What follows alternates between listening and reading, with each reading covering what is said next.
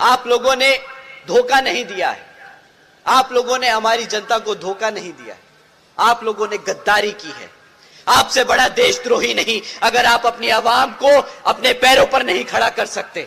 ना ये सुरक्षा दे पाए, ना ये शिक्षा दे पाए, ना ये रोजगार दे पाए। किस बात का अखंड भारत की बात करते हैं ये लोग?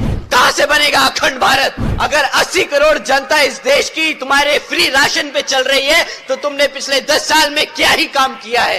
कहां है मेरा रोजगार? कहां है मेरी शिक्षा? इनका गुजरात मॉडल अगर यही कहता है तो नहीं चाहिए हमें गुजरात का मॉडल, नहीं चाहिए हमें ऐसा फ्री का राशन।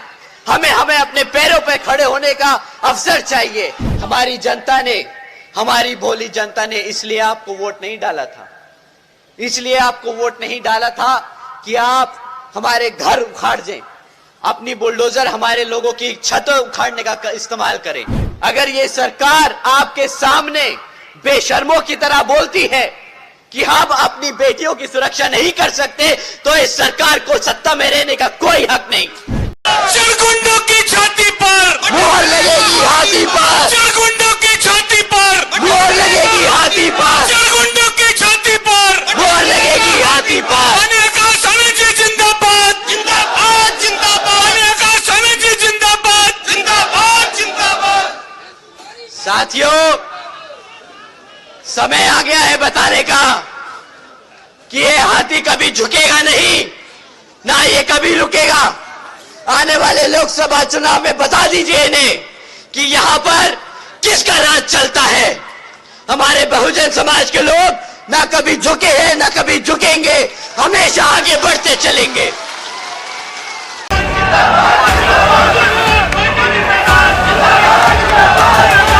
बसपा के नेशनल कोऑर्डिनेटर और मायावती के भतीजे आकाश आनंद ने बरेली में जनसभा में सपा और कांग्रेस पर निशाना साधा, साथ ही भाजपा सरकार पर जमकर हमला बोला। उन्होंने कहा कि 25 दलों को 16,500 करोड़ रुपए चुनावी चंदा मिला, बीएसपी को 1 रुपया नहीं मिला। बीएसपी पूरे देश में धन्ना सेठ के सहारे नहीं, कार्यकर्ता के बल पर चुनाव लड़ेगी। बीएसपी का कार्यकर्ता किताब को अपना कर्तव्य समझता है। उन्होंने कहा कि बीजेपी से पूछना है, शिक्षा के लिए आपने क्या किया, रोजगार और सुरक्षा के लिए सरकार ने क्या किया, तीनों ही समाज के लिए सबसे अहम है।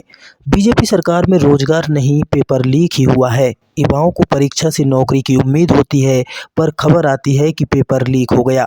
यह सरकार का बहाना है।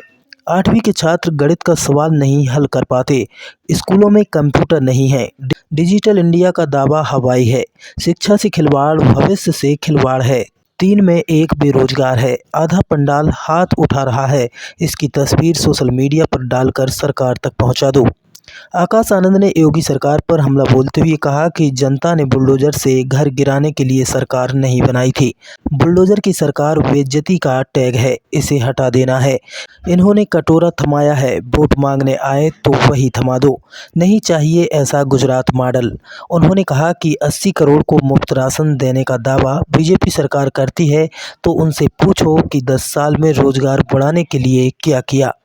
आखिर राशन देने की नौबत क्यों आई? आखिर इसकी कीमत कौन देगा? आने वाले दिनों में बच्चों को देनी होगी। पूरे साल में 6,000 का राशन भी नहीं मिलता, उसके बदले नौकरी देते। आगे उन्होंने कहा कि ना शिक्षा न रोजगार दे पाए। सुरक्षा पर बात करें तो वहां पर भी सरकार फेल है।